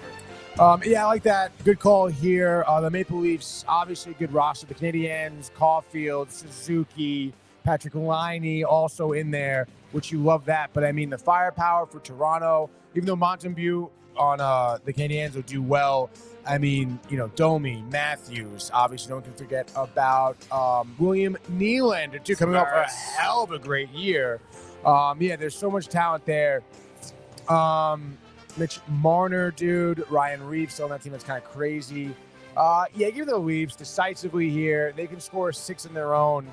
I say they win 6-2, dude. Starting their year off right. Speaking of starting off right, next game, 7:30 p.m. TNT/HBO Max. Stream it on Max. Let's go, dude. In Pittsburgh, the Penguins, the Rangers, the nostalgia, the history, the clash here. Rangers, minus 140 here on the road. Love to see that. 6.5 is your over-under, Brian. Rangers roster, we broke it down. Penguins, I know you're not worried. I'm not worried. Tell me what it's it is. funny you said nostalgia. I was thinking Bob Costas would be on the broadcast. Oh. But, and I guess we won't get to hear Mr. Rosen. This is a TNT endeavor, so I'm sure Kenny Albert will be on the call. I like Kenny. Regardless, I think the Rangers are out for revenge here just in terms of, following up what was a great regular season, nothing done in the postseason. And I think they want to say, this is our year. We're not letting it get away from us this time. And No one way. guy that came up short, and really two guys, one in the postseason, one in the regular season. I think they'll star tonight. So I'm going to say Panarin and Zibanejad, both with goals and an assist. And I think the Rangers easily defeat the Penguins here 4-2, which would be the Rangers and the under. I like that a lot, dude. I love, Panarin getting a goal in there. Listen, huge game here. Huge season for the Rangers. You're speaking of Rosen since last year. Let's fucking go, dude. I think maybe some of the young guys also impact here. I think Philip Hedl has a goal. I think Kako, third period, maybe 10 minutes in. Risty. Nets one real nice on his own, unassisted, makes it 3-2. Rangers shut the door. They beat the Penguins. Open up the year 1-0. That's a final score of 3-2, by the way. Rangers and the under, Brian. So let's now go late night back to Canada, baby. We're in Edmonton as the Oilers taking on the Jets at Rogers Place in Alberta. Winnipeg plus 145 on the money line, 6.5 total.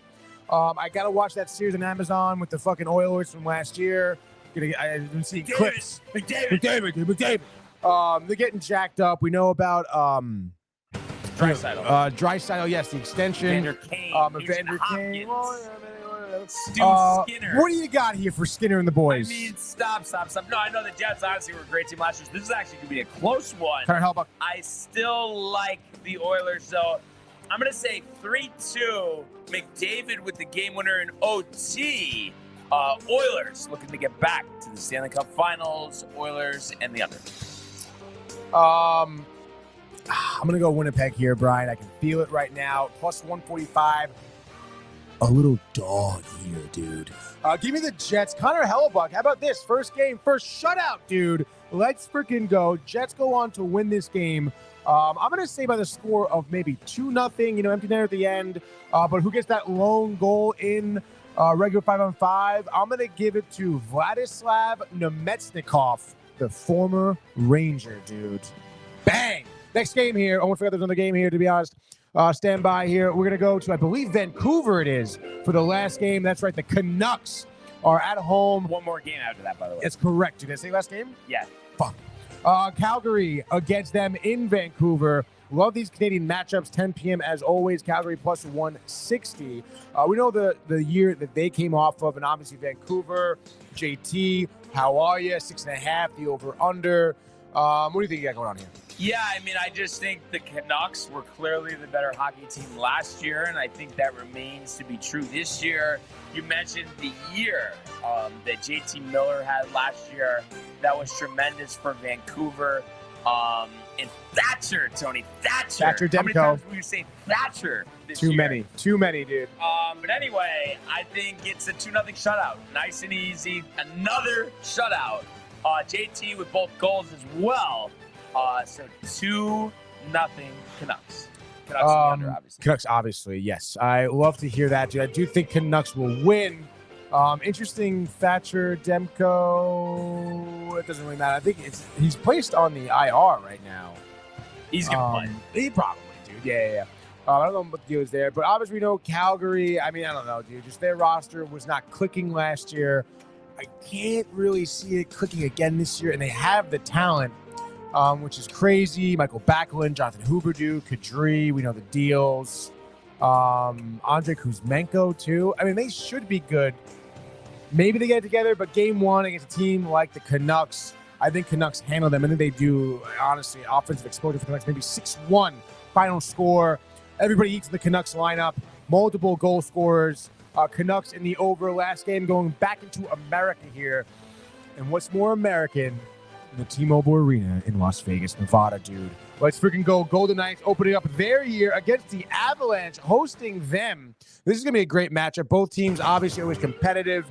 Love this type of atmosphere in Vegas for game one. Going to be bumping, no doubt. Vegas minus 110, over under an even 6.5 here.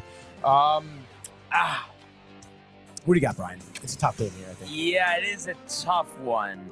But, you know, in years past, Tony, you know, I've always leaned with the Avalanche, and I'm going to stick with that. I know Gorgie really was batting practice down the stretch, but I think, you know, he's ready to go. I'm sure he did some work, you know, in the offseason, and just all the talent, whether it's Rantanen, Nichushinin, Tony, whether we're talking about Nathan McKinnon, I just feel like they're so deep. Cale Makar as well. Ridiculous. So, I think we'll see Gorgie buttoned up, and I think the offense ready, riled.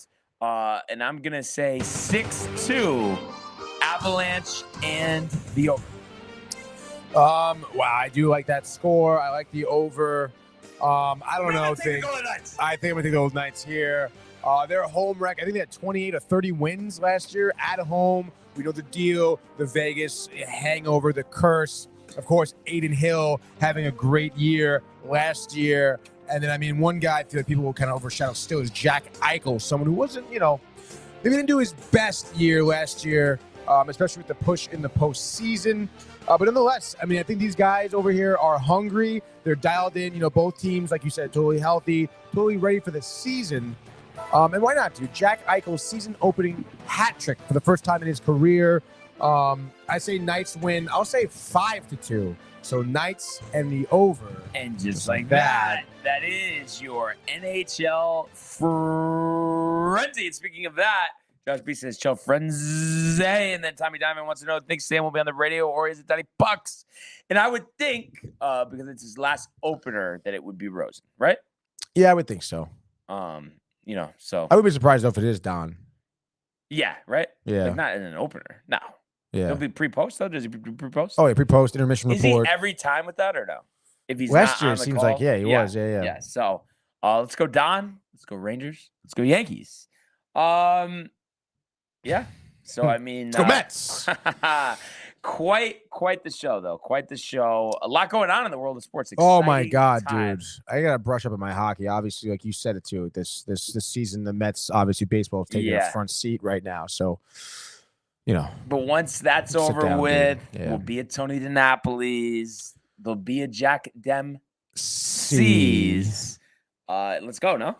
Yeah, dude. Kind of crazy. I mean, Mets on at 5, Rangers on at 7. Yeah, and then for me, it's like Rangers. I guess second TV will put it on, but it just, you know what I mean. If they lose 7-0, I mean, there'll be a tomorrow. Why would you say like lose 7-0? Who says that, dude? No, I'm just saying. It almost is like they should wait to start hockey until baseball's over, right? Yeah, I guess. I mean, obviously, last year we were clamoring for it. Yeah, clearly. I don't know. I mean, it definitely is. It's tough to juggle both. But you never know. Maybe Costas, we're getting you super annoyed. You meet the Yankees, and then you have the sound off the Rangers, but you watch the Yankees. Muting the Yankees. But no, honestly, let's go Rangers. And let's, you know what I mean? I want to see these guys prove me wrong, especially Panarin. I mean, in the postseason last year, the great regular season. I mean, what does he have in store this year? Let's fucking go. Yeah, absolutely, dude. I mean, it's a huge year for all these guys. I'm just Josh B sent us something. Rosen? No, looks like The picks, the graphics. Who is this guy? Penguins goaltender. Oh, is this the spicy beef pork? Yeah. Let's see if I can get this on for you guys. Some spicy pork and broccoli. Not the best. I'm surprised. You think he just said that because like he's in New York, like, or no? Or you think it actually was shit? Because I feel like usually on the street you can get some good stuff, no? Oh, yeah. No, I'm saying is I would assume. I mean, Right. Unless he got it just from some ragtag, store. I mean, maybe. But right, like when you think from a cart, I mean, usually something from a cart is like really good. Yeah. It's solid. It's fresh, But then sometimes maybe bad cart, maybe. Or You've something. had some bad carts? Oh yeah. I thought it was just instant, like bang, like the cart. Like, again, I think it depends. You gotta go which good ones. There's certain good ones around the city. Yeah. Like there's one by Rock Center, which is great. The one by City Hall is awesome. First time ever. I think it was 53rd or 51st, something like that. First time ever from Iona. Someone drove there, just randomly like, "Yo, you want to get 53rd?" And I'd never had it or anything. It was like falafels or Halal. like halal. Maybe it wasn't specifically halal, but it was one of those carts. But you got like the platter. Yeah, and it like the sauce, like mixing the white and red sauce. Oh my yeah, God, dude! was The crazy. sauces are so good. And then I didn't have it for so long, and then when I had it again, I feel like I didn't go to the same place, and it wasn't the same. But that stuff is good. Yeah, dude. They're very good. Very good. Now I'm getting kind of hungry. Yeah. Let's go. But I think that's our cue, Tony. But a big night of sports ahead. We want everybody to enjoy that. And we really enjoyed sharing this morning with all of you. Oh, yeah. And we encourage you to comment, like, and subscribe. All of the archives in the YouTube page, Tony, Michael, Renee, and Jay in costume, merch, downside.tv.com. Want everybody to enjoy the day, enjoy the games. Let's go Mets Yankees and Rangers. And we will see you. Hey guys, Tony here from Downtime TV checking in. I want to thank all our fans out there who's been liking, subscribing, sharing our content. You guys are the best. You guys are our bloodline. You make us love what we do. Thanks again.